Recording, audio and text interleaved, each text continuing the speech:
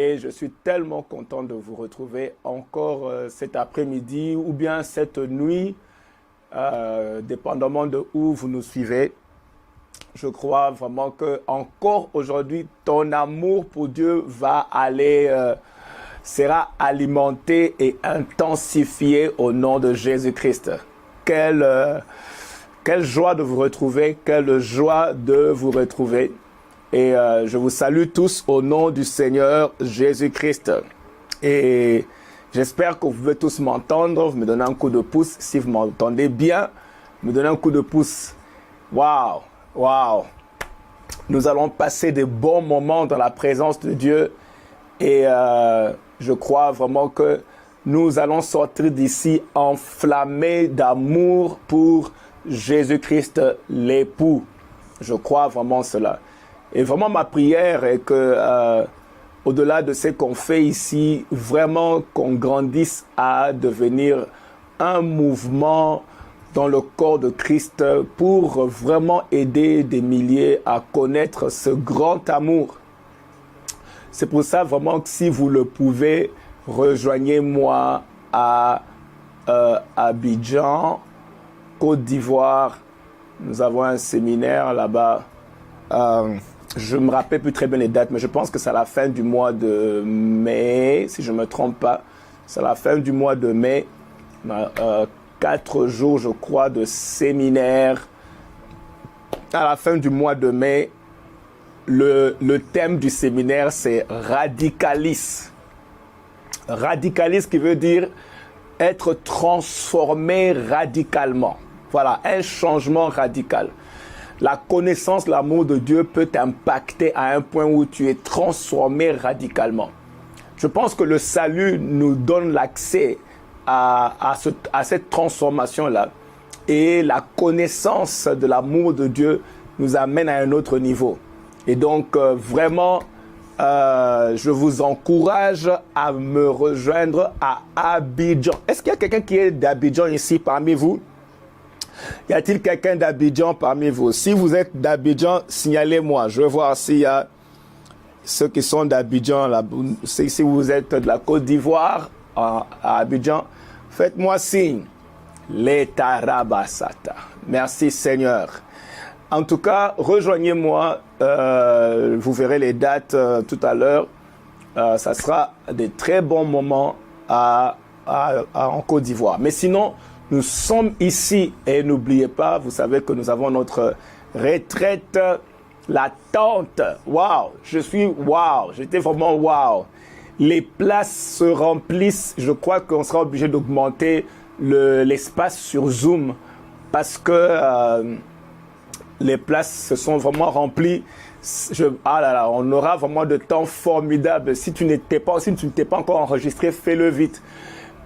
J'avais limité les places, je pensais limiter les places à 50 personnes sur Zoom, mais nous avons déjà atteint ce nombre-là dans les quelques jours de publicité. Alors je crois qu'on sera peut-être obligé d'augmenter le nombre de places sur Zoom.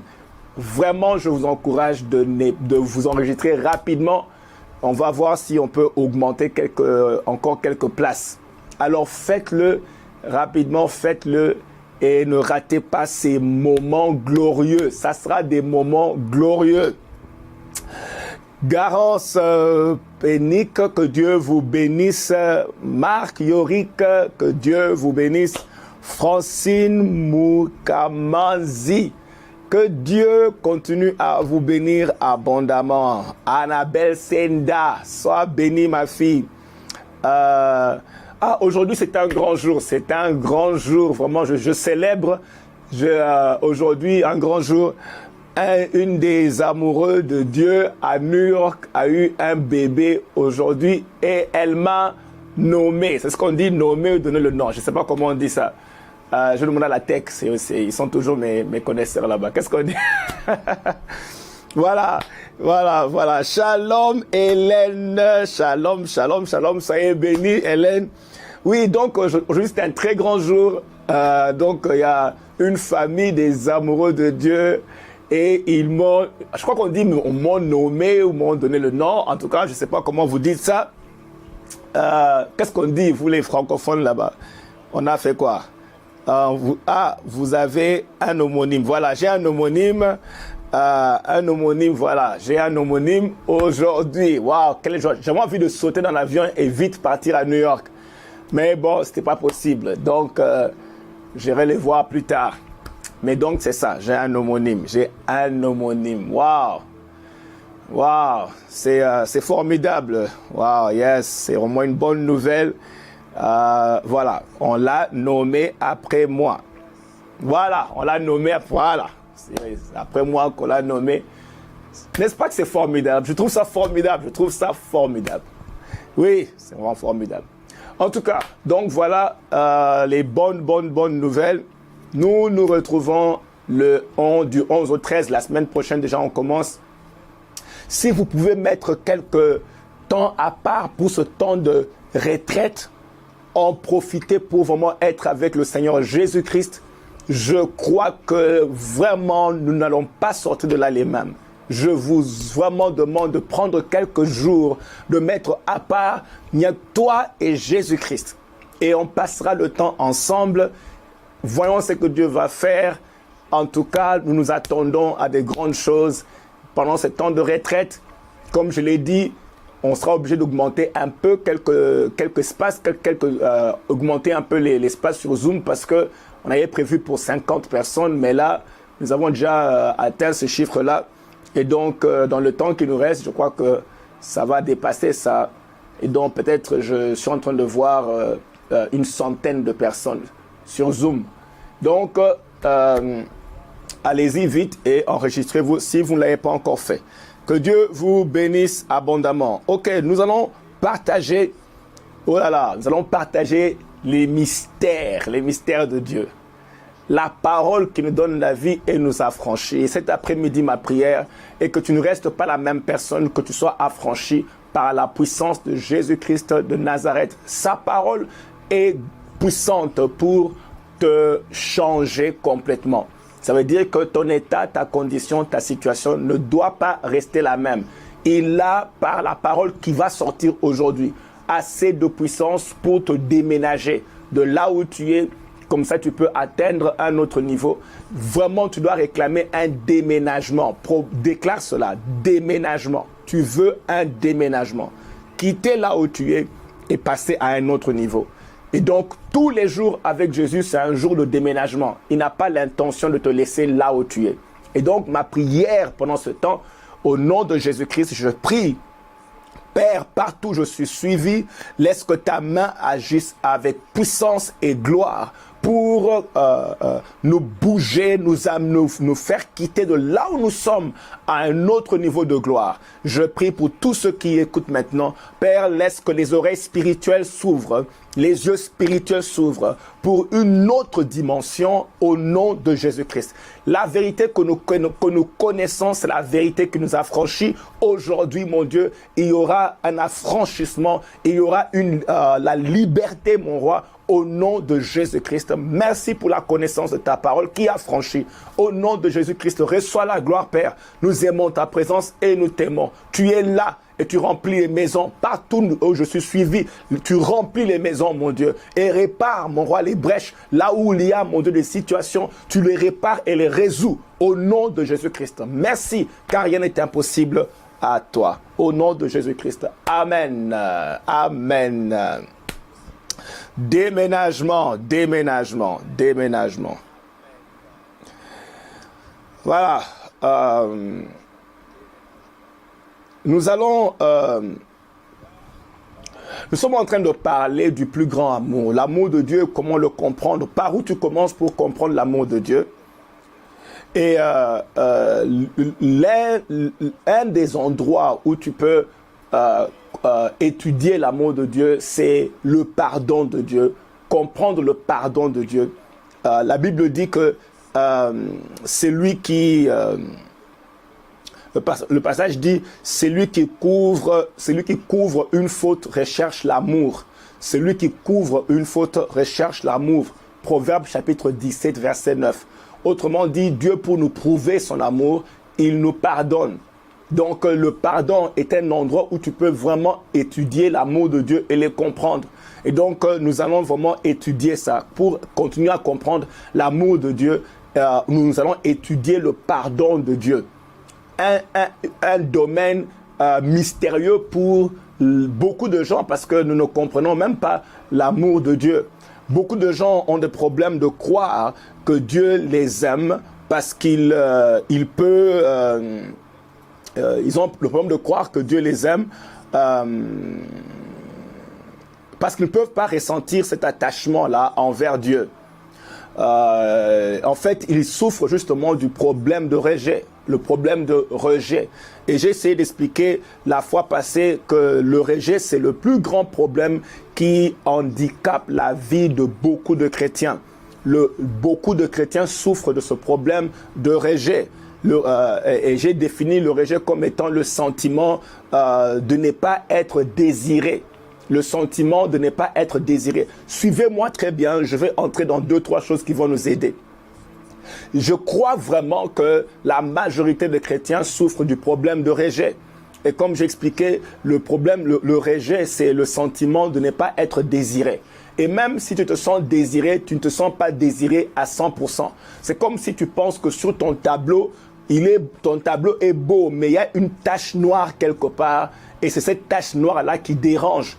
Et donc, il y a toujours le sentiment de ne pas être entièrement désiré, pensant qu'il y a une tache noire que Dieu n'approuve pas. Un sentiment où tu te questionnes vraiment si tu peux être aimé. Ou bien, est-ce que quelqu'un comme toi, est-ce que Dieu peut vraiment t'aimer? Je suis convaincu que la majorité des chrétiens souffrent de ce problème-là. C'est un peu comme ce problème de rejet enfante justement le rejet de l'affection. C'est-à-dire d'office, quand tu sens que tu n'es pas désiré, tu commences à rejeter même l'amour que Dieu a pour toi. Donc d'office, tu commences à te battre avec Dieu et rejeter l'amour que Dieu a pour toi. Et donc ça fait que tu ne vas pas vivre une vie épanouie, une vie chrétienne épanouie parce que tu te sens pas vraiment, tu ne penses pas vraiment que Dieu peut t'aimer de cette manière-là, ou bien t'aimer, que Dieu peut vraiment, tu ne te sens pas vraiment, tu sens pas que Dieu peut vraiment t'aimer en tenant compte peut-être de certaines choses et paramètres. Vous savez, notre relation avec Dieu est fondamentalement basée sur l'amour, ce qui fait que Dieu viendra toujours te révéler, te manifester son amour. Alors, si tu souffres de rejet, tu ne pourras pas vraiment jouir de cet amour-là. Et le rejet, c'est vraiment à une racine vraiment spirituelle. Je vais vous expliquer. Je vous ai montré la fois passée, ce passage est très puissant. C'est le passage de Luc chapitre 5, verset 4. La Bible dit ceci. La Bible dit, parlons de Pierre qui avait donné sa barque à Jésus et Jésus était sur sa barque pour prêcher. Quand Jésus a fini de prêcher, il dit à Pierre, avance en pleine eau et jette ton filet pour pêcher. Simon lui répondit, Maître, nous avons travaillé toute la nuit sans rien prendre, mais sur ta parole, je jetterai le filet. Et donc, Simon fait confiance à Jésus, sachant qu'il est Dieu. Et il peut lui faire confiance pour un déblocage. Il peut lui faire confiance. Alors il dit, l'ayant jeté, il prit une grande quantité de poissons. Et leur filet se rompait. Ils firent signe à leurs compagnons qui étaient dans leur barque de venir les aider. Ils vinrent et ils remplirent les 2 barques au point qu'elles s'enfonçaient. Ça veut dire que cette fois-ci, la pêche, ils n'ont jamais eu une pêche comme celle-ci. Les poissons ont rempli la barque et ils ont appelé des amis. Et la barque des amis s'est aussi remplie. Pierre se rend compte tout de suite que c'était Jésus. Il fait ceci, il dit, Simon tomba aux genoux de Jésus. Et il dit, Seigneur, retire-toi de moi. Dieu bénit Simon au point où les voisins sont scandalisés par la quantité de poissons. Lui, Simon, commence à se plaindre en disant « Retire-toi de moi ». La bénédiction, en fait, révélait l'amour que Dieu avait pour Simon. Je voudrais vous dire que moi, je suis vraiment convaincu que Dieu, à cause de son amour, quand il te bénit, il scandalise tes voisins. Mais la raison pour laquelle on n'arrive pas à manifester tout ça, c'est parce que nous ne sommes pas prêts à accepter cette grandeur d'amour. C'est-à-dire que si Dieu doit t'amener 3 millions de dollars, tu vas prendre 10 dollars. Parce que 3 millions, c'est beaucoup. C'est beaucoup. Et beaucoup de gens se disqualifient déjà comme ça. Beaucoup de gens se disqualifient. Ils trouvent que Dieu donne trop. Et donc, c'est comme trop beau à croire. Vous savez, laissez-moi vous raconter une histoire. Une fois, j'étais à Paris dans une très très grande église là-bas à Paris. Et après avoir prêché, le pasteur était tellement touché qu'il m'a demandé, il m'a demandé ce que je faisais le lendemain. Bon, et puis il est venu me prendre avec quelques frères pour m'amener dans un magasin de costumes et on vendait les costumes en gros. Je ne sais pas si il y a des magasins comme ça à Paris. C'était sur République ou bien à la République, quelque chose comme ça. République, je crois, si je ne me trompe pas. À la République ou bien sur la République, quelque chose comme ça. Et donc, on vendait les costumes d'hommes. Il y a beaucoup de juifs là-bas. On vendait les costumes d'hommes en gros. Et donc, ils m'ont amené là-bas, chemise, costume, cravate, tout ça. Et donc, ils m'ont amené là-bas. Et puis, on entre dans le magasin. Mais là, ce n'était pas le pasteur, c'était la personne qui m'accompagnait. Il me dit, pasteur, tu peux... Il me dit à moi, choisis les couleurs que tu veux, des costumes. Alors, j'ai pris, je crois, un costume et une chemise. Et puis il me regarde et dit, hey, pourquoi tu prends un costume et une chemise? On va payer pour ça. Donc, prends tout ce que tu veux. Bah, je peux te rajouter un deuxième costume. Et puis il dit, non, laisse tomber. Il a ramassé toutes les couleurs, le style, tout ce qu'il y avait là-bas. Il a ramassé. Nous sommes sortis avec deux voitures, une voiture pleine de costumes et puis une autre voiture où j'étais dedans. Et dans mon cœur, je me disais, je n'étais pas à l'aise de prendre. Je trouvais que c'était trop. Et je pense que l'une des raisons pour laquelle on n'est pas prêt à accepter ce que Dieu veut nous donner, c'est que nous-mêmes, on ne se sent pas, nous ne nous sentons pas dignes, si je peux dire. Et donc, on n'est pas prêt à embrasser l'amour de Dieu qui se manifeste par les choses qu'il veut nous donner. Et donc, du coup, tu commences à combattre Dieu. Alors, dis-moi comment vas-tu t'épanouir si tu combats Dieu qui veut se révéler à toi par son amour. C'est pour ça que je dis que c'est l'une des raisons pour laquelle on ne peut pas jouir ou s'épanouir de notre vie chrétienne. C'est comme si elle est maigre, mince, chocorée, voilà. Une vie chrétienne chocorée parce que tu prends les gouttes pendant que Dieu veut te donner un torrent. Tu prends les gouttes parce que tu penses que le reste, ce n'est pas pour toi. Gifle quelqu'un, tu lui dis, va prendre le torrent. Laisse les gouttes. Toi, c'est le torrent. Ah, waouh.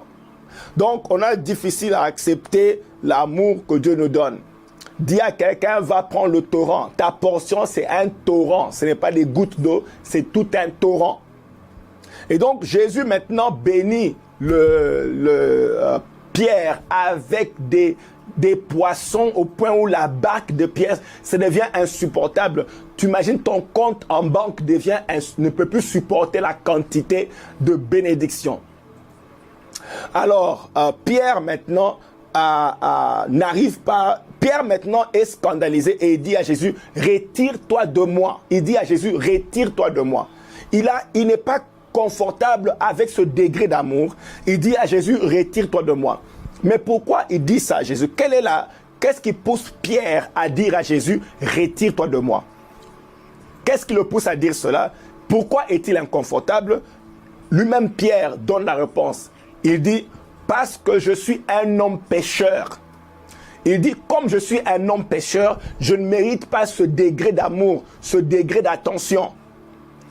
Vous voyez, il dit, je suis un homme pécheur. Je ne mérite pas ce degré d'amour. Je ne mérite pas ce degré d'attention. Maintenant, je vais vous poser la question. Un grand Dieu comme celui que nous avons, comment vas-tu vraiment jouir de lui? Parce que sa grandeur se manifeste par la grandeur de son amour qui se voit par la grandeur de choses qu'il veut te donner. Alors, si tu passes ton temps à dire « ne me donne pas, c'est trop beau, c'est trop précieux », alors, comment vas-tu jouir de ta vie chrétienne? Parce que le grand Dieu viendra vers toi toujours pour te donner des grandes choses. Alors, si tu ne connais pas ton Dieu, tu seras tout le temps en train de préférer les miettes pendant que lui veut envoyer une avalanche de vie, de paix, de joie, de grâce et de bénédiction. Tu seras tout le temps en train de faire les calculs limités par le rejet que tu es en train de, de ressentir. Pierre dit, retire-toi de moi. C'est trop beau, c'est trop bon, c'est trop grand, c'est trop précieux. Retire-toi de moi, parce que je suis un pécheur. Parce que je suis un pécheur. Il repousse ce que Dieu a pour lui. Il dit parce qu'il est un pécheur. Alors, laissez-moi vous expliquer pourquoi il agit comme ça. Il dit qu'il est un pécheur. Alors, la grande raison qui crée le problème de rejet, c'est que nous ne comprenons pas le pardon. Le pardon. C'est quoi le pardon? Comment Dieu pardonne? Quand est-ce que tu sais même que Dieu t'a pardonné? C'est le grand problème. Pierre dit, je suis un pécheur. Il trouve qu'il n'est pas qualifié parce qu'il est un pécheur. Dieu regarde Pierre, il qualifie Pierre et remplit les poches de Pierre. Pierre rejette l'argent que Dieu lui donne parce qu'il dit qu'il ne mérite pas. La majorité de gens pensent qu'ils doivent payer le prix de leur péché. Je vais vous poser une question. Je vais poser une question et on va y répondre. Est-ce que tu dois payer le prix bibliquement? Est-ce que tu dois payer le prix de tes péchés? Est-ce qu'il faut que tu les payes pour finalement te sentir à l'aise? Dois-tu payer le prix de tes péchés? Dois-tu purger, je ne sais pas moi, la peine du mal que tu as fait? Est-ce que c'est même biblique? Parce que la majorité de gens sentent vraiment qu'ils doivent payer. Tant qu'ils n'ont pas payé, ils ne sont pas à l'aise. Tu sens que tu dois payer le prix du mal que tu as fait. Tu vas même trouver les moyens de te condamner. Il faut que je paye le prix du mal que j'ai fait. Tu n'es pas à l'aise. C'est ce qui fait que tu sens que tu n'as pas vraiment purgé ta peine. Et comme tu n'as pas purgé ta peine, tu continues à sentir que tu ne mérites pas. En fait, c'est ça le problème. Tu sens que tu n'as pas vraiment purgé ta peine. Et comme tu n'as pas vraiment purgé ta peine, tu sens que tu ne mérites pas vraiment l'amour de Dieu. Et donc, tu continues à chercher les moyens de te condamner toi-même. C'est pour cela que beaucoup de gens s'infligent consciemment ou inconsciemment des punitions. Je dirais que beaucoup de chrétiens s'infligent consciemment ou inconsciemment des punitions. Tu te punis toi-même. Tu trouves un moyen de te punir toi-même. Par exemple, Pierre, dans ce cas, il était en train de se punir en disant à Jésus, « Retire-toi de moi. Je préfère encore rester pauvre. Je vais te gifler. » Ah! Tu dis, je préfère rester pauvre. Comme ça, je vais payer la peine de mon mal. Alors, vous allez voir les gens qui sont en train de regarder leur vie, examiner leur vie, en train de chercher les problèmes pour dire, les douleurs dans leur vie, pour justifier un peu, ils justifient les problèmes qui sont dans leur vie en disant, ceci m'arrive à cause de ce que j'avais fait. Comme j'avais fait telle ou telle autre chose, c'est pour ça que telle autre chose m'arrive. Quand quelque chose de mal arrive, un accident, ils vont dire, ah, ça c'est arrivé parce que je me rappelle quand j'avais fait, quand j'avais. Tu es en train de chercher un moyen de payer toi-même ta propre faute. Un peu comme l'enfant prodigue. Tu insistes de payer ta propre faute. Bien-aimé, est-ce que ça c'est biblique? Pour voir combien on ne comprend pas la parole de Dieu et on ne comprend pas l'amour de Dieu. Pierre veut payer sa propre faute, alors il dit que je reste pauvre. Et donc, tu commences à dire, bon, comme je n'ai pas... je suis sûr que comme je me retrouve toujours dans le manque, c'est sûrement parce que j'avais péché. Et donc, tu cherches un moyen de connecter le malheur qui t'arrive avec le péché que tu avais commis. C'est comme ça que beaucoup de chrétiens réfléchissent. Et donc, tu trouves toujours un moyen de te condamner parce que tu cherches un moyen de purger ta peine. On dit purger la peine, c'est ça, purger ta faute, je ne sais pas comment on dit. Tu veux payer le prix. Tu essaies de trouver un moyen de payer le prix pour convaincre Dieu que finalement, tu es maintenant bien. Tu as pu payer le prix. C'est ça, on dit payer le prix pour purger sa faute. Tu cherches un moyen de purger ta propre faute. Tu commences à trouver des choses dans ta vie pour vraiment, finalement dire à Dieu, le malheur m'arrive, c'est sûrement le prix que je paye pour ce que j'ai fait. Alors sûrement qu'à ce point, Dieu va me pardonner. Voilà, tu purges ta peine. Si quelque chose arrive, si un malheur arrive, tu prends une mauvaise décision. Le malheur arrive, tu dis, ah voilà, c'est sûrement à cause de ça. Ça, c'est une grave erreur. Cher amoureux de Dieu, je prie au nom de Jésus que par le Saint-Esprit, aujourd'hui, tu sois affranchi. Aujourd'hui, pas demain. Aujourd'hui, que tu sois affranchi de cette mentalité de citoyen de deuxième classe. Aujourd'hui, Dieu veut te délivrer de cette mentalité.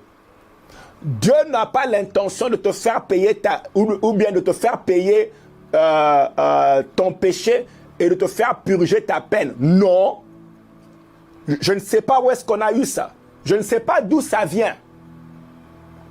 Peut-être que ça vient des prières qu'on avait l'habitude de faire. Pauvres pécheurs. Je dois vous enseigner quelque chose. Dieu n'a pas l'intention de te faire payer le prix de ton péché. Vous voyez, c'est la raison même pour laquelle les gens ont plus facile de s'alarmer quand ils ont des mauvais rêves qu'ils ont à accepter des beaux rêves. Je vais expliquer. Vous verrez que quand quelqu'un a un mauvais rêve, il va s'alarmer comme si ça a déjà pris place. Mais quand quelqu'un fait un beau rêve, il ne va pas, célébrer avec la même intensité de comment il s'alarme quand il a fait un mauvais rêve. C'est comme si on est prêt à accepter les malheurs. C'est comme si les malheurs sont facilement acceptables. Les gens sont plus faciles à accepter un mauvais rêve. Tu vas appeler tout le monde. Tu vas pleurer. Même quand ce n'est pas encore arrivé. Tu commences à t'alarmer, tu appelles les gens. Il faut qu'on fasse des prières, des jeûnes pour renverser ce que tu as vu dans le rêve. Mais quand tu vois, quand il y a un beau rêve qui t'arrive, tu ne vas pas en parler comme ça et tu ne feras pas des prières comme tu feras pour le mauvais rêve. Ah! Pourquoi? Parce que la majorité des gens inconsciemment sentent déjà qu'ils méritent les mauvaises choses. Tu mérites ça déjà. Tu penses que tu le mérites déjà. Et donc, tu ne vois pas, quand ça vient, tu dis, ben, je savais que ça allait venir. Je savais que ce serait, je savais. Ce rêve-là est l'indication déjà de ce que j'ai pensé déjà. Donc, tu as plus facile à accepter un mauvais rêve parce que tu penses déjà que c'est ce que tu mérites. Oh, je ne sais pas à qui parler. Vous voyez, quand quelque chose de mal arrive, tu as plus facile à l'accepter. Vous voyez, quand quelqu'un, surtout quelqu'un de très proche, commence à t'insulter, commence à te parler de mal. Les gens sont plus traumatisés par ça et enfin je dirais acceptent ça facilement que quand on leur fait des compliments. Si on te fait un compliment, tu vas essayer de trouver le bouton pour dire mais est-ce que tu as vu mon bouton, tu dis que j'ai un beau visage mais regarde mon bouton. Mais si on t'insulte là, vraiment tu commences à pleurer. Tu acceptes ça vite. Tu acceptes vite quand on t'insulte, ça c'est vite. C'est comme si c'était bienvenu. On a tendance à accepter ça parce que nous marchons déjà dans un... comment dire, on veut s'infliger déjà la peine de nos péchés. Tu te dis déjà d'avance que tu n'es pas désirable, on ne te désire pas. Donc les péchés, les mauvais rêves, tout ça là, tu les acceptes facilement. Parce que tu te dis que c'est ce que tu mérites. Oh là là, Repeko Sata. Je lève mes mains, lève tes mains avec moi et dis Père au nom de Jésus-Christ. Aujourd'hui même, je suis affranchi de cette mentalité. La mentalité de l'enfant prodigue. Je refuse et je sors de cette mentalité. Dans le nom puissant de Jésus-Christ. Je suis libéré de cette mentalité. Je défais au nom de Jésus-Christ toute sémence de culpabilité. Toute sémence de culpabilité, je l'enlève de mon esprit au nom de Jésus-Christ. Crie un grand Amen. Merci Seigneur. Merci Seigneur. L'empakasata. Alors, donc, je disais que il y aura beaucoup de problèmes dans... Vous voyez, la raison pour laquelle il y a beaucoup de problèmes dans les églises, malgré le fait que les gens sont sauvés, il y a beaucoup de problèmes au niveau des relations dans les églises. C'est parce que nous ne comprenons pas justement l'amour de Dieu.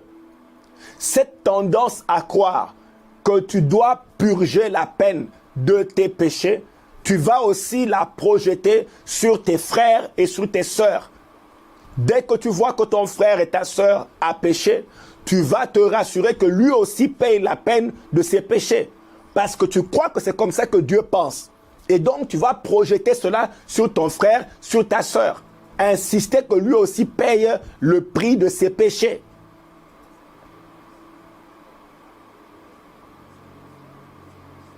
Tu vas le condamner. Tu vas le pointer du doigt. Parce que tu te dis c'est comme ça que ça marche. Ce qui fait qu'il y a beaucoup de blessures dans l'église parce que les chrétiens se pointent tous, ils se pointent le doigt. Tout le monde veut fusiller l'autre. Parce que nous ne comprenons pas c'est quoi un pardon. Nous ne savons pas c'est quoi le pardon. Bien que nous sommes passés par là pour être sauvés. Mais nous n'avons pas compris ce qui nous est arrivé par rapport au pardon. Et donc, étant sauvés, nous continuons à fusiller les gens qui sont pécheurs. Parce que on se dit, moi-même, je dois payer le prix. Je dois purger ma propre peine. Alors, comment lui, il peut venir comme ça, 2 mois après, il est sauvé hier, et il est déjà en train d'être marié, et puis il est en train de voir sa bénédiction, et tout ça. Moi, je suis ici depuis 15 ans, à l'église. Donc, du coup, tu te dis, mais il n'a pas encore payé ça, il n'a pas encore purgé sa peine. Alors, on a tendance à forcer les gens à purger leur peine. On leur donne des conseils qui n'ont rien à voir avec la parole de Dieu. Parce que tu te dis, si tu n'as pas encore purgé ta peine, tu ne peux pas encore vraiment jouir de Dieu. Ah! C'est pour ça qu'il y a la vengeance, les accusations, les condamnations. Tout ça, c'est parce que tu veux que l'autre personne purge aussi sa peine. Vous voyez, beaucoup de gens souffrent. Vous savez, beaucoup de gens dans l'église souffrent de la condamnation. Pas vraiment parce que Dieu les condamne, mais parce que les frères à l'église les condamnent. Les frères et les sœurs les condamnent. Les condamnent. Ha! La sakaba rekebosa. oh là là, surtout le péché de haut, elle est tombée enceinte. Elle va fuir l'église. Quand elle va regarder les yeux des frères et des sœurs, maman, elle va fuir l'église. Oh. Ce sont les frères et les sœurs qui vont lui faire fuir, pas Dieu. Ce n'est pas Dieu qui va faire qu'elle fuit l'église. C'est les frères et les sœurs, parce que les yeux que les frères vont donner, les yeux que les sœurs vont donner, moi je dirais même les yeux que les sœurs vont donner. Ah, elle va fuir, elle va fuir. Mais elle ne va pas fuir parce que Dieu l'a condamnée. Elle va fuir parce que les frères et les sœurs n'ont rien compris par rapport à l'amour de Dieu. N'ont rien compris. Rien.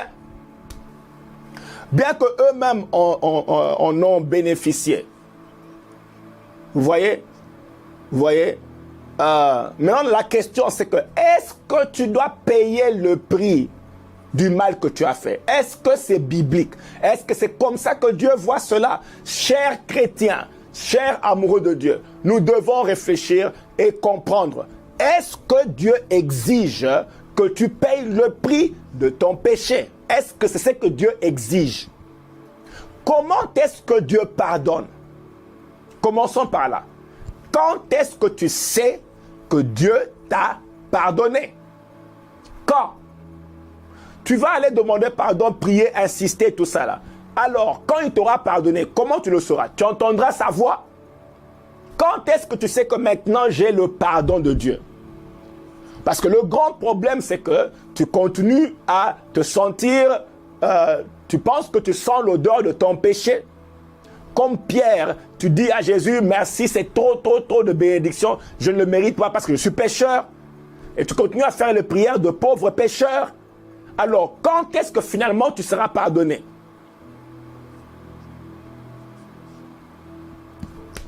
Quand seras-tu finalement pardonné? La katorobo sataya mantorekebe. Oh! Ah! Vous savez, beaucoup de chrétiens à l'église souffrent vraiment, souffrent. Et ceux qui les fusillent ne sont même pas conscients qu'ils sont en train de les fusiller. Parce qu'eux-mêmes n'ont jamais accepté l'amour de Dieu. Alors, ils vont fusiller les autres parce qu'ils se disent, moi je paye ma peine, toi aussi tu dois payer ta peine. Et si tu commets un péché, on doit te virer. Parce que tu dois payer la peine. Alors, c'est quoi le pardon? Ça veut dire quoi pardonner? Est-ce que tu dois payer le prix? Les grandes questions que nous devons étudier pour comprendre l'amour de Dieu. Parce que l'expression de l'amour de Dieu, c'est par le pardon. Nous avons vu que la Bible nous dit dans Proverbe, nous avons vu comme nous avons lu tout à l'heure, Proverbe 17, 9, c'est lui qui couvre une faute, recherche l'amour. Dieu a couvert les fautes parce qu'il recherchait l'amour. Parlons un peu de comment est-ce que Dieu pardonne. Retenez ceci. Je veux que tu puisses retenir ceci aujourd'hui. Retiens ceci. Dieu n'attend pas que tu viennes demander pardon pour qu'il te pardonne. Le pardon a existé avant même que tu commences à pécher. Dieu n'a pas attendu que toi tu viennes dire pardonne-moi. Non, non, non et non. Donc, tu n'es pas en train de convaincre Dieu pour qu'il te pardonne. Ça, c'était déjà fait, c'est classé. Alors, les heures que tu es en train de faire à demander pardon, tu es vraiment en train de gaspiller ton temps. Parce que le pardon a existé avant que tu n'apprennes à prier. Je répète, Dieu te pardonne avant que tu ne demandes pardon. Le pardon a existé avant que tu apprennes à prier en langue. Avant ça, Dieu avait déjà pourvu pour ton pardon. Et Dieu n'a pas attendu pour que tu viennes faire des formules de demande de pardon pour que lui, soudainement, se dise « Ah, ok, je te pardonne. » Non. Il a déjà traité le problème de ton péché avant que toi, tu ne demandes pardon. Il a déjà pardonné. Écoutez, Vous allez voir, c'est pour ça que si vous ne comprenez pas ça, vous n'allez pas comprendre comment Jésus traitait avec les gens. Il y a des choses qu'il faisait que, selon nous, n'aura pas de sens. Je donne un exemple. La femme qui était prise en flagrant délit d'adultère. Jésus regarde la femme dans Jean chapitre 8, verset 11. Il dit, « Je ne te condamne pas non plus. Va et ne pêche plus. » Vous ne verrez pas un endroit où Jésus a articulé le pardon. Vous ne verrez pas un endroit où Jésus dit « Je te pardonne ». Non, parce que le pardon est déjà réglé. L'histoire de pardonner, ce n'est plus sur la table. Maintenant, Jésus doit convaincre la femme que lui, il l'a déjà pardonné. Alors il dit « Je ne te condamne pas non plus ». Et puis il dit « Va et ne pêche plus ». Comme pour dire, ce que tu avais fait avant, je l'ai déjà réglé. Je ne sais même pas à qui parler. Dis, ouais, est-ce que tu comprends de quoi je parle? Il dit, écoutez, Jésus n'a jamais eu une conversation avec la femme par rapport à l'adultère. Comme pour dire, commence à demander pardon avant que je te pardonne. Non, il n'a même pas mentionné ça.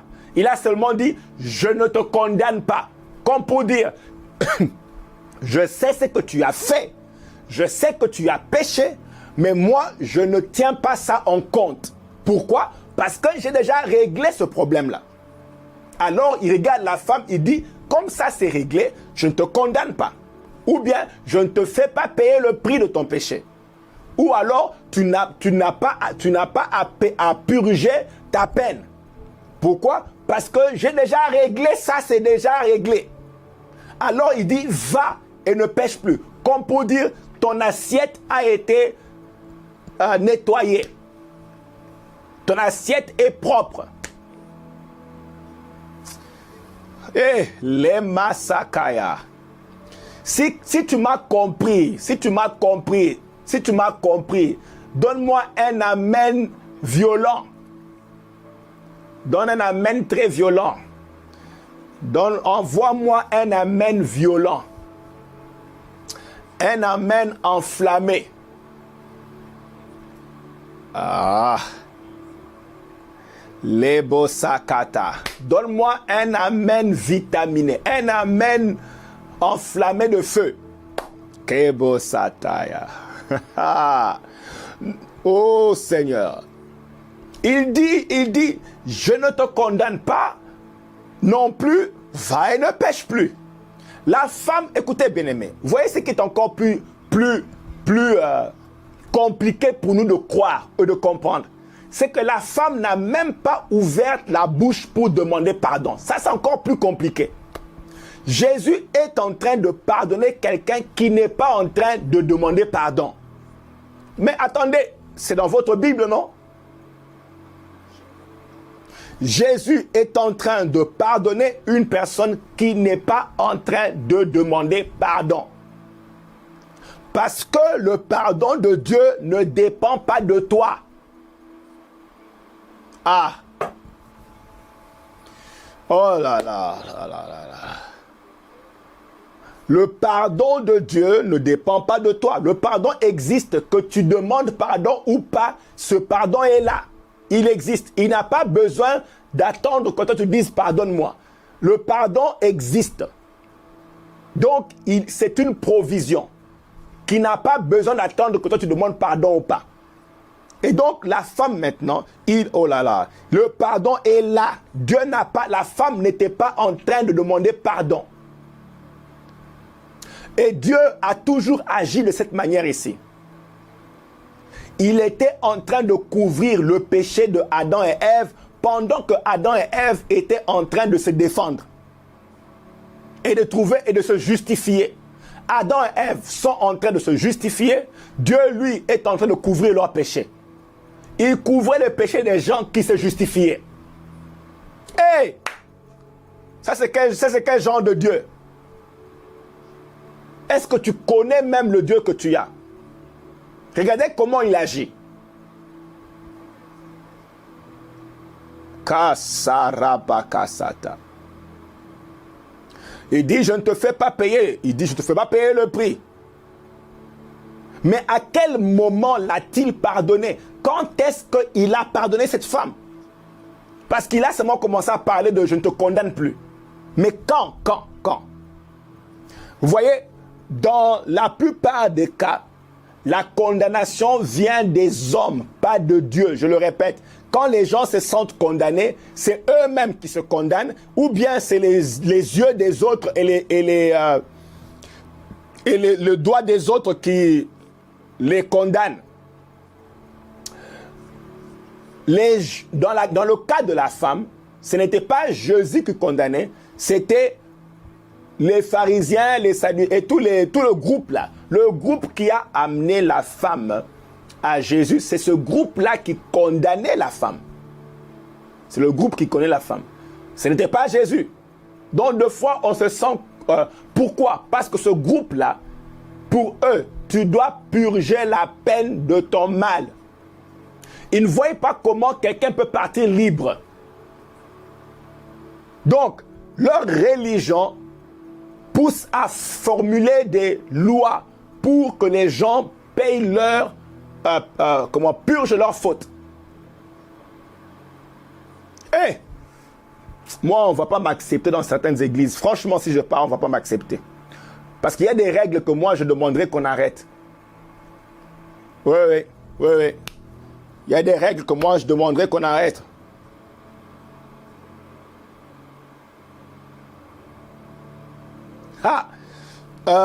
Écoute ma fille, je vois ta question, je veux répondre. Écoutez la question.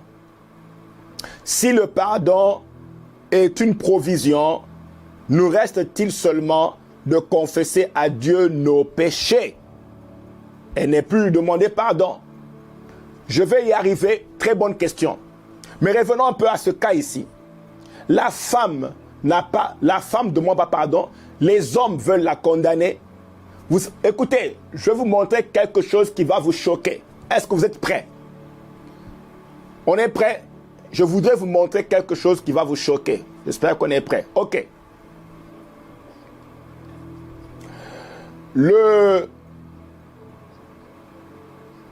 Les gens... Karabosata. Vous savez que Jésus était en train de pardonner même les gens qui voulaient la lapider. Il les pardonnait même avant. Donc ces gens-là sont partis sans savoir qu'ils ont été pardonnés. Regardez ce qui se passe. Ils sont prêts à lapider la femme. Jésus dit c'est lui qui n'a pas de péché. Autrement dit, Jésus savait qu'ils avaient des péchés. Parce que quand Jésus dit c'est lui qui n'a pas de péché, qui jette la première pierre, Jésus il savait déjà que ces gens sont pleins de péchés. Et puis il dit, c'est lui qui n'a pas de péché qui jette la pierre. Et les autres continuent à l'interroger. Alors, quand Jésus a dit qu'il jette la pierre, la Bible dit, quand ils entendirent cela, accusés par leur propre conscience, ils se retirèrent un à un. Accusés par leur conscience, ça veut dire qu'ils ont littéralement reconnu qu'ils ont des péchés. Ils ont des péchés. Mais ils sont partis. Jésus ne les a pas condamnés. N'a pas dit, voyez, des pécheurs, purgez la peine de vos péchés. Non. Il les a laissés partir. Ces gens sont partis sans même savoir qu'ils étaient pardonnés. Ils sont partis accusés par leur conscience, pas par Dieu.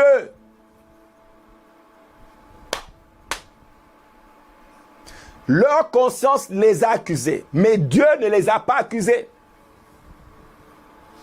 La makassa. Donc même les accusateurs étaient pardonnés.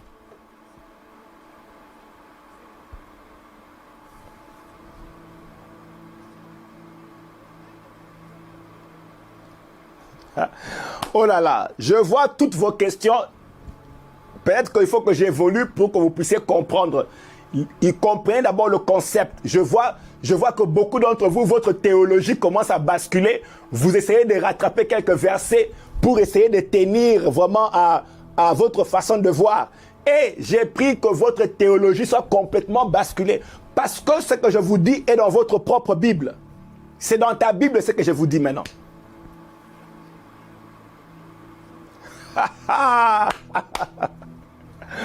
Oh là là. Oh là là. Ah, lève tes deux mains, tu dis Seigneur, fais tomber les murailles. Fais tomber ce qui doit tomber. On a cru des faussetés. Oui, oui, oui. Oui, oui, oui. On a cru des faussetés. Les kabasataya. Oh là là. Quelqu'un me dit, je pensais que le Saint-Esprit, c'est la conscience. Faux. Non, c'est faux. Le Saint-Esprit est une entité à part, une personne à part. C'est vrai qu'il peut nous parler et quand il nous parle, c'est révélé par la conscience. Bon, mais attendez, si je commence à expliquer ça, je risque de ne pas terminer. Maintenant, je ne sais pas que je fasse quoi. Que je continue ou que j'explique les consciences, que j'explique les demandes de pardon. Oh là là. Ah. Dites-moi que j'explique quoi maintenant. Je vois beaucoup de questions et je ne sais plus par où commencer. Ah.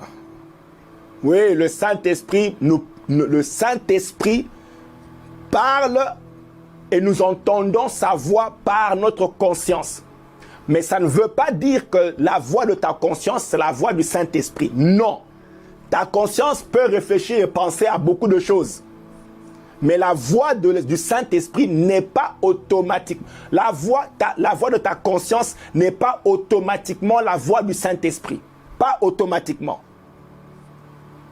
Donc, si ta conscience n'est pas formée à se soumettre au Saint-Esprit, ta conscience peut amener plusieurs formules qui n'ont rien à voir avec le Saint-Esprit.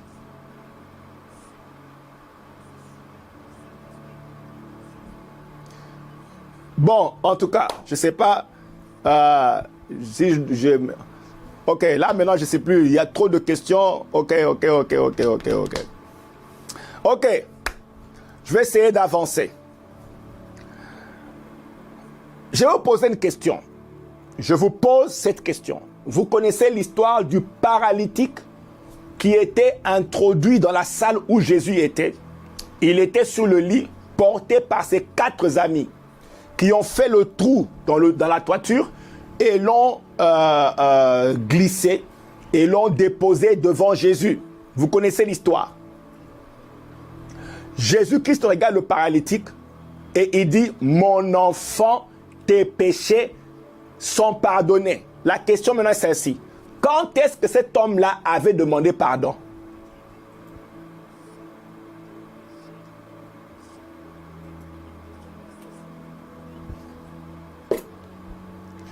Mais répondez-moi, comme vous me donnez beaucoup d'arguments, répondez-moi, quand est-ce que ce paralytique-là avait demandé pardon?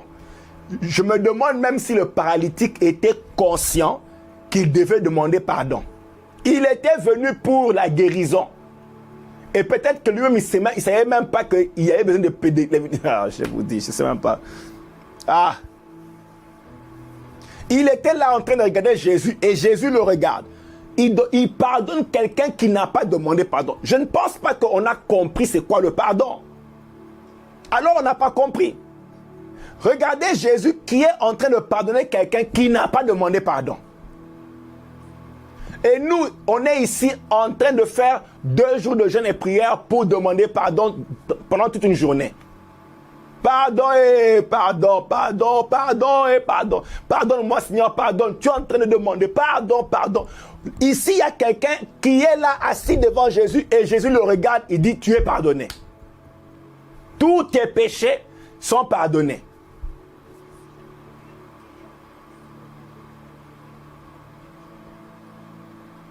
Pendant que toi, tu passes le temps à demander pardon, et même en demandant pardon, tu n'es même pas sûr qu'on t'a pardonné.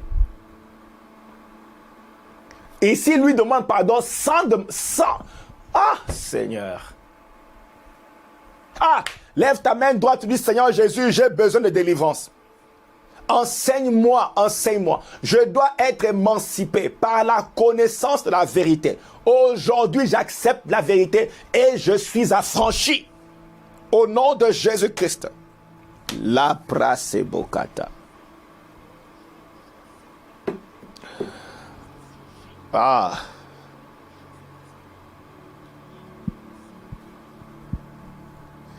Oh Jésus, tu es bon, tu es bon, tu es bon.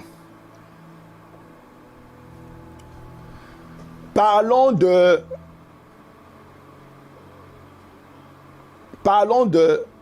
à quel moment Dieu nous a-t-il pardonné? À quel moment? Est-ce que Dieu nous a pardonné quand tu as demandé pardon ou il t'a pardonné avant cela? Tu dois savoir à quel moment Dieu t'a pardonné. Comme ça, tu n'es pas en train d'attendre un pardon qu'il t'a déjà offert.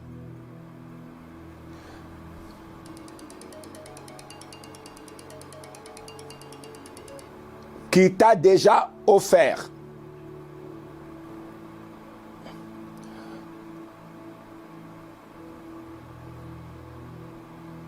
Une seconde, s'il vous plaît.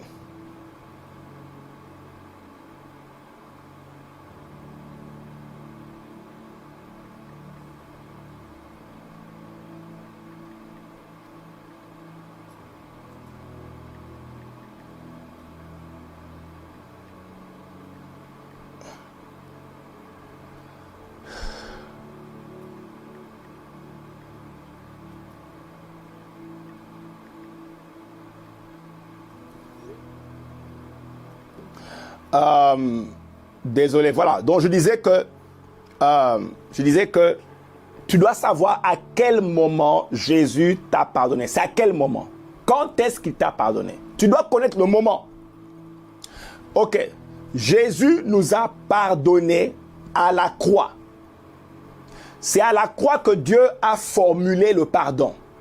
Formulé le pardon. À la croix. Parce qu'à la croix, Jésus a dit, Père, pardonne-leur. Et je veux que vous puissiez vous rappeler que quand Jésus était à la croix, pendant qu'on le crucifiait, il a dit, Père, pardonne-leur. C'est en ce moment-là que le pardon de Dieu a été formulé. Ou bien manifesté. Formulé.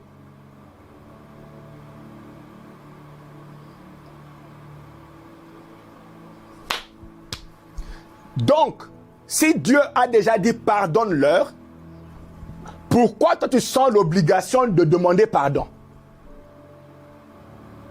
Comme si tu dois le rappeler que c'est maintenant que tu dois me pardonner. Il a dit pardonne-leur parce qu'ils ne savent pas, pardonne-leur parce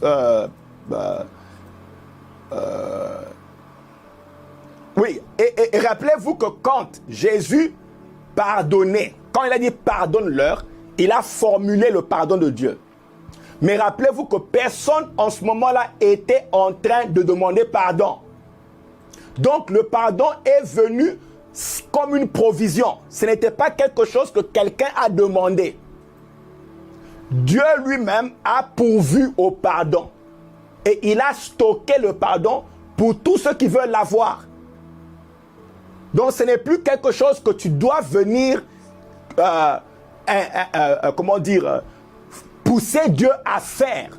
Dieu ne te pardonne pas au moment où tu demandes pardon. C'est une provision qui existe déjà. La Bible dit dans Éphésiens chapitre 1 verset 7, en lui nous avons la rédemption par son sang, le pardon des fautes selon sa richesse, la richesse de sa grâce.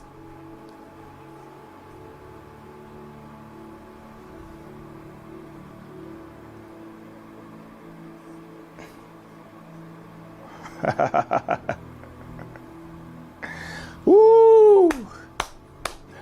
C'est pour ça, bien-aimés, je vous encourage de partager comme jamais auparavant ces messages. Vous voyez comme moi que beaucoup de gens ont besoin de comprendre ça. Ça va libérer vraiment le corps de Christ. Le corps de Christ sera libéré.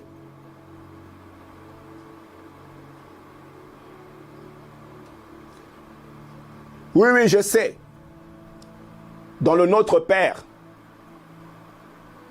Mais écoutez, hein, il y a beaucoup de choses qu'on doit mettre dans leur contexte. Même le Notre Père, on doit le mettre dans un contexte. Il y a un contexte dans lequel Jésus-Christ parlait aux disciples. Revenons à ça. Pardon, nous avons, il dit nous avons. En lui, nous avons, pas nous aurons. Nous avons le pardon. Donc, tu l'as déjà. Tu as déjà le pardon. En lui, nous avons la rédemption par son sang. Le pardon des fautes. Selon sa richesse. Tu es déjà pardonné alors. Il dit, ceci est mon sang. Le sang de l'alliance qui est répandu pour plusieurs. Pour la rémission des péchés. Pour le pardon des péchés. Donc, le sang a déjà coulé. Le sang ne va pas couler aujourd'hui quand tu demandes pardon. Le sang a déjà coulé pour ton pardon. Mais dites-moi si j'ai mal parlé.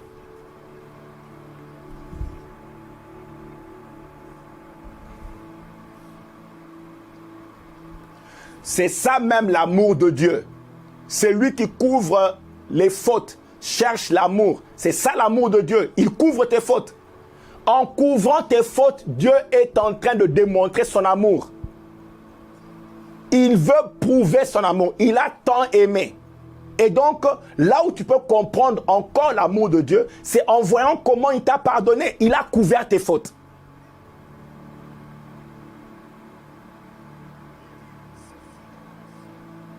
Ah! Laissez-moi vous montrer un dernier passage et on va se dire au revoir.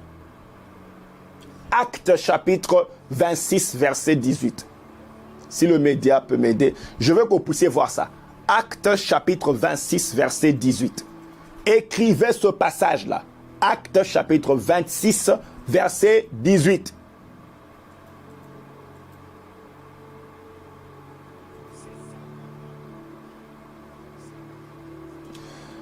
Oui, l'amour couvre toutes les fautes. Proverbe 10, 12. L'amour couvre toutes les fautes. Toutes les fautes. C'est l'amour qui couvre ça. Ce n'est pas le fait que toi tu demandes pardon. Non. Ce n'est pas parce que tu as demandé pardon que les fautes sont couvertes. Non. C'est l'amour qui fait le travail de couvrir les fautes. Je ne sais pas si vous comprenez la différence. La différence, c'est que l'amour couvre les fautes. Je répète, c'est l'amour qui couvre tes fautes. Ce n'est pas le fait que tu as demandé pardon. L'amour a amené la provision du pardon. Alors, maintenant, qu'est-ce que... Je crois que c'est... quelqu'un a posé la question ici. Quelle est l'attitude à avoir dans ce cas? Tu peux me dire dans quel cas? Quelle attitude à avoir dans ce cas? Ah, ok. Qu'est-ce qu'on fait alors quand on fait le mal? Je crois qu'il faut qu'on revienne le mercredi prochain. Mais ici déjà, remarquez. Acte 26, 18. Il dit, afin que tu leur... Écoutez, il dit, afin que tu leur ouvres les yeux. Oh Seigneur, ouvre nos yeux. Il dit, afin que tu leur ouvres les yeux. Pour qu'ils passent des ténèbres à la lumière, de la puissance de Satan à Dieu. Pour qu'ils reçoivent par la foi en moi le pardon des péchés. Donc le pardon des péchés, c'est quelque chose qu'on reçoit. Pas quelque chose qu'on demande. Mais c'est écrit ici, rouge sur blanc. Dieu met un peu la deuxième partie, là. La partie qui dit pour qu'ils reçoivent là.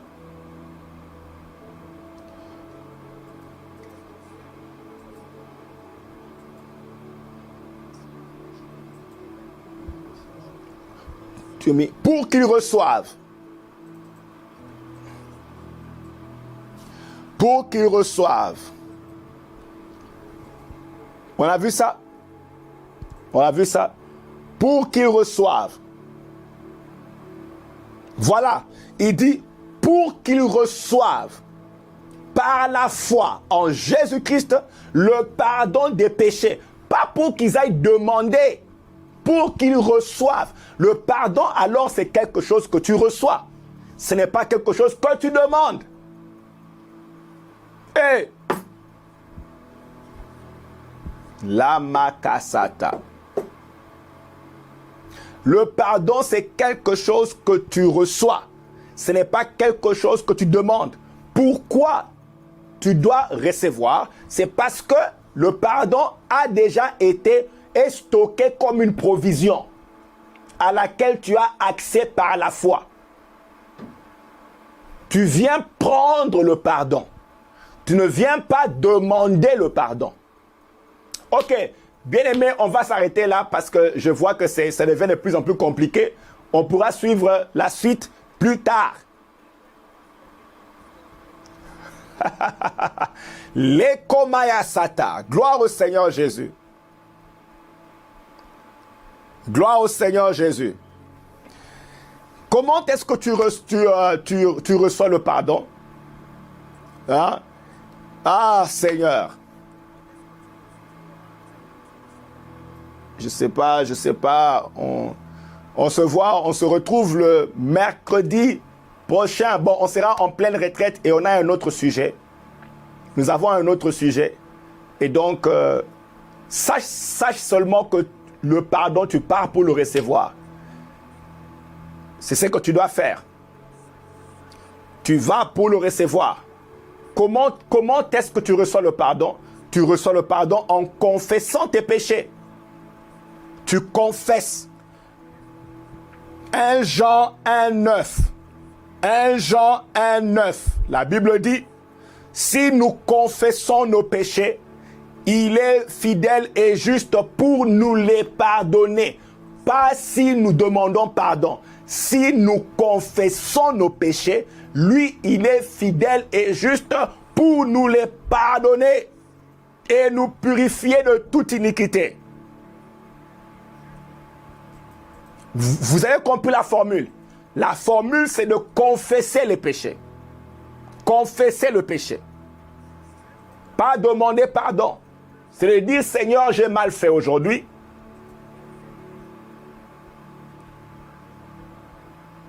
Ah, voilà, vous avez compris. Oh, que Dieu vous bénisse. High five, on a compris, on a compris. Gloire au Seigneur. On a compris. Tu dis, Seigneur, je confesse. Je ne devais pas faire ceci, je l'ai fait. Et quand tu as fini de confesser, tu prends le pardon, tu pars avec. Tu prends le pardon, calme, tout bonnement, tu pars avec. Dès que c'est confessé, la Bible dit, dès que c'est confessé, lui, il est fidèle. Juste pour nous pardonner et nous purifier de toute iniquité. Ça veut dire que tu ne vas plus sentir l'odeur de ton péché. Que Dieu vous bénisse. Vous êtes bénis. Vous qui entendez ces choses, faisons tout pour propager ce message, la révolution des amoureux de Dieu. Comprenons l'amour de Dieu. Que beaucoup de nos frères et sœurs soient guéris. Ah, je prie vraiment que Dieu élève une armée. Parmi vous, vous êtes appelés à propager ce message. Invitez vos amis à la retraite. Dis à tes frères, à tes sœurs, tu ne peux pas rater cela. Il y aura plusieurs vérités qui seront dites et plusieurs théologies seront secouées. Et on sera affranchis comme nous le sommes aujourd'hui. Aujourd'hui, tu pars sachant que Dieu a préparé le pardon comme un mets qu'il a placé sur la table devant toi en face de tes adversaires. La table est dressée, le pardon est là, il n'y a pas à pleurer, il n'y a pas à s'inquiéter, il n'y a pas à rester coupable, le pardon est là. Tout ce que tu as à faire, c'est de dire, Seigneur, je reconnais ma faute. Que Dieu vous bénisse. Bien-aimés, invitons, travaillons ensemble, invitons les gens à la retraite. Vraiment, je vous en prie, nous voulons vraiment former une armée des amoureux de Dieu. Faisons ce travail, propageons le message. Voyez comment le message vous bénit vous-même. Vous êtes un ambassadeur amoureux de Dieu, de la RAD. Allez dire à quelqu'un, tu dois écouter, tu dois écouter. Que Dieu vous bénisse. Vraiment, nous sommes ensemble. Nous nous retrouvons le mardi. Ça commence le mardi sharp à 14h EST, 18h GMT. Nous commençons, nous démarrons. C'est des moments profonds. Nous passons dans la connaissance de la parole de Dieu, la prière, le temps d'adoration. Il ne faut pas rater ça. Merci Seigneur pour ta présence. Cher Saint-Esprit, nous t'adorons. Nous aimons le lieu où tu es. Nous aimons l'endroit où tu es. C'est dans ta présence que nous sommes restaurés. C'est dans ta présence que nos vies sont changées. Je te bénis pour ta présence. Merci pour le sang de Jésus qui continue à couler, mon Dieu, dans nos vies et à effacer nos transgressions. Reçois la gloire, mon Dieu. Au nom puissant de Jésus-Christ, nous t'aimons, Père. Au nom de Jésus, je bénis mes bien-aimés. Père, je proclame, mon roi, une complète restauration dans leur vie, une complète guérison. Là où il y a des douleurs, Père, qu'il y ait guérison au nom de Jésus-Christ. Qu'il y ait réparation au nom de Jésus-Christ. Le diabète est restauré. Tu es restauré du diabète, guéri du diabète au nom de Jésus-Christ. Merci Seigneur pour la guérison. Au nom de Jésus-Christ. Merci Père. Shalom, que Dieu vous bénisse et nous nous retrouvons mardi, nous démarrons la retraite.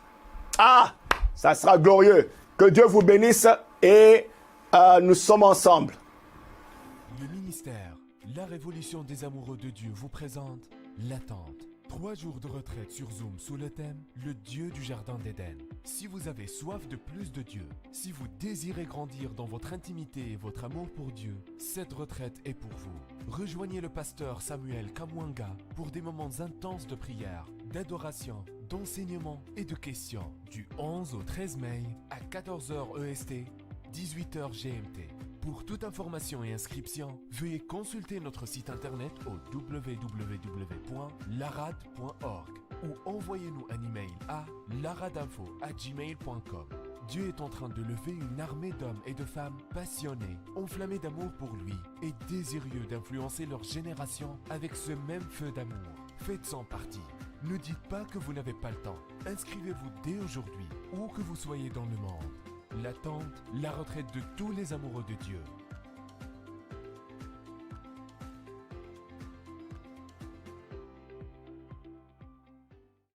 Le ministère, la révolution des amoureux de Dieu vous présente l'attente. 3 jours de retraite sur Zoom sous le thème « Le Dieu du Jardin d'Éden ». Si vous avez soif de plus de Dieu, si vous désirez grandir dans votre intimité et votre amour pour Dieu, cette retraite est pour vous. Rejoignez le pasteur Samuel Kamwanga pour des moments intenses de prière, d'adoration, d'enseignement et de questions du 11 au 13 mai à 14h EST, 18h GMT. Pour toute information et inscription, veuillez consulter notre site internet au www.larad.org ou envoyez-nous un email à laradinfo@gmail.com. Dieu est en train de lever une armée d'hommes et de femmes passionnés, enflammés d'amour pour lui et désireux d'influencer leur génération avec ce même feu d'amour. Faites-en partie. Ne dites pas que vous n'avez pas le temps. Inscrivez-vous dès aujourd'hui, où que vous soyez dans le monde. L'attente, la retraite de tous les amoureux de Dieu.